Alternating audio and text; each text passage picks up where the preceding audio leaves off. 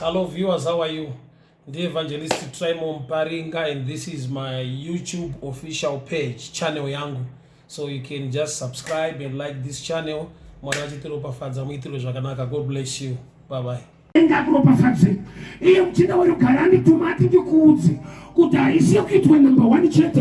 are going to carry something. There is a blessing you carry.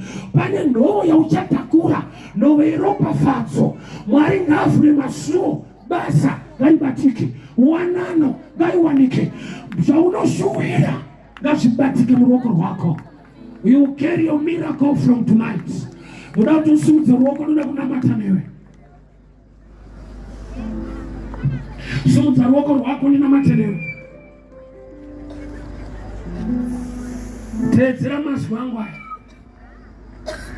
Idisha chesu bidai moyo mango.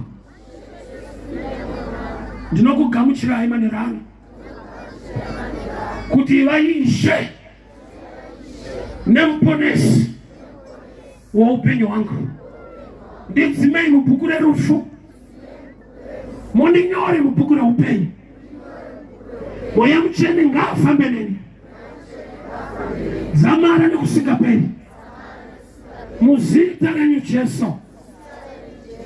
Amen.